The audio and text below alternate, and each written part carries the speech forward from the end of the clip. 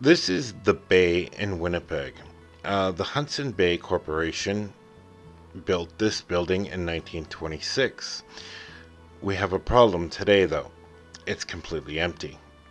The store is still running, and you could still do online shopping and everything like that. But due to competition, certain things had to be shut down. And this is not the only store. There's other stores around Canada that had the same problem and shut their doors. But this is a really beautiful building. And in 1926, they opened their doors in November, and they had thousands of people at their doors just to get in this department store. People were amazed, and it became an icon of our city. And they don't know what to do with it, and I have a plan.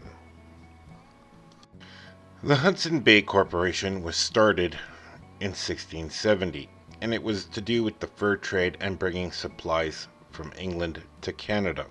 They set up trading posts everywhere in Canada to keep their supplies in. But the first store in Winnipeg was on Main Street and York Avenue. That was the original Bay, and that was torn down. And that was sad when they tore something that down of historical value. They had warehouses around the city also.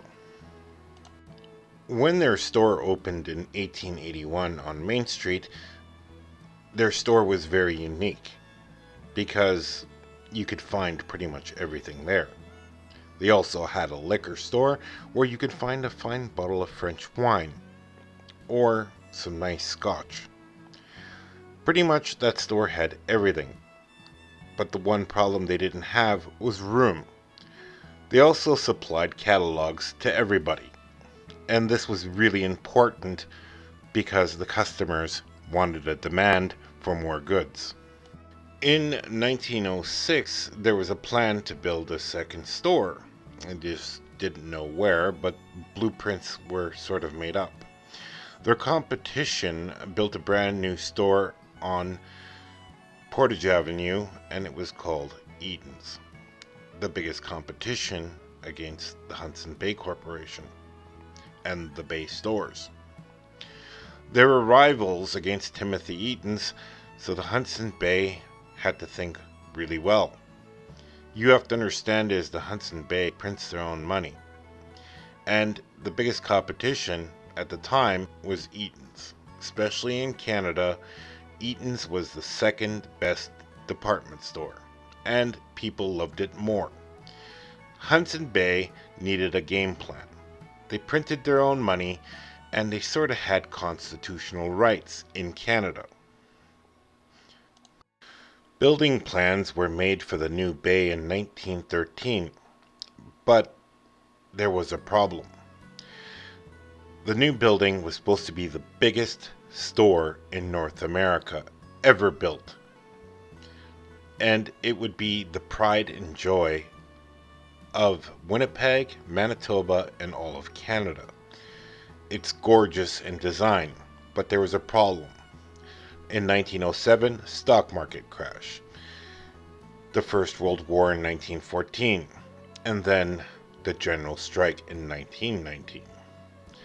Problem was they were scared that the store might get burnt down, and they didn't want to take any losses because this corporation was big. So instead of building a big store, they built it half its size and redesigned it. The store would be humongous if it was planned. It would stand out in the whole city. But now they had to reduce costs, removing the spiral tower, and half of the building, which included the warehouse. But now the plans were set to open the store on November 12, 1926. Don't get me wrong, a lot of people showed up for their opening because they want to see something new in Winnipeg. And the Bay sold specialty items that no other store could get, not even Eaton's, their biggest competition. You have to understand at that time, Winnipeg had many millionaires, and you would call them billionaires today, and they sold items that were luxury goods. What came from France, England, Germany, that no other store in North America would even sell. And the Bay was number one for many, many years, and still today they sell a lot of good things. But the problem was the competition knew that they made the store smaller and smeared them in the newspapers. The Hudson Bay kept the stores very eye-pleasing. Even coming through the front doors they were brass, and they used to keep them shiny and clean. They actually had doormen, and above their elevators they had murals, and their elevator staff was very friendly and very knowledgeable. They kept the store very, very clean and eye-pleasing to the customer, and it was always there to help you out whenever they could. All their items in their store they were marketing, they were pushing out on the front floors first. Taking care of the customer was key and number one, because the store was always jam-packed full. Certain items that didn't sell or were for catalogs were stored at their warehouse. But one of the things they really had was the restaurant on the top floor, and they called it the Paddle Wheel Restaurant. It actually had one of the best waiter staff in the city, and actually was called one of the best restaurants in the city at one time. They actually got chefs in from France and other parts of Europe. This is where it goes downhill. In the 60s, 70s, and 80s, the store was pretty much, well, it still had its customer base, but it started to get really tacky and old. They didn't want to keep the upkeep. I mean, stuff that came in wasn't the same stuff anymore. It changed, and it was like everyday goods. It wasn't the high-end store anymore. There was no elevator staff, there was just elevators. There was a grocery stores downstairs where people liked to shop, but the canteen, the restaurant, changed to a canteen and served jail food that you served yourself. I know, it sounds weird. They also did a little bit of decorations for Christmas, and then they kept on staff until they were like 80 years old. That sounds strange. It almost sounds like that TV show, Have You Been Served? They ran the store like they ran their northern stores. They didn't give a damn anymore because the management sucked, and it still sucks today.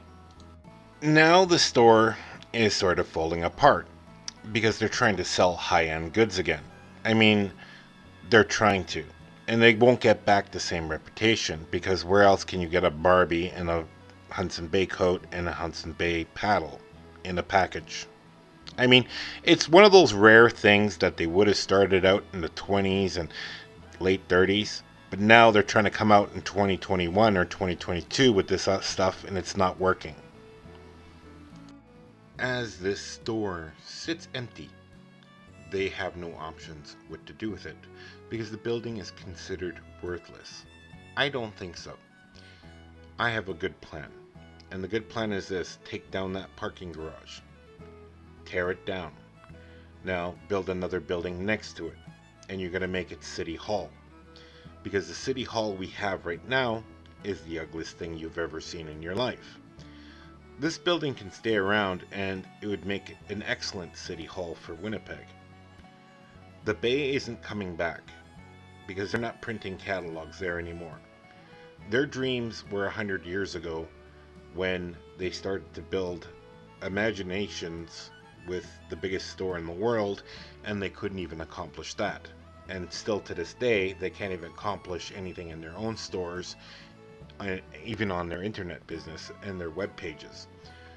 The City Hall we have now is from like the 1960s, and it's designed like a communist bloc, something out of Russia or East Germany, where the Communist Party used to gather. Now it looks like a hospital, and it doesn't look great. It's an awful looking building, and I'm actually embarrassed to walk past that building because that's how ugly it looks. It wrecks the whole city, and it's old. It's not even practical. please think of the Bay as our new city hall, because it saves the building.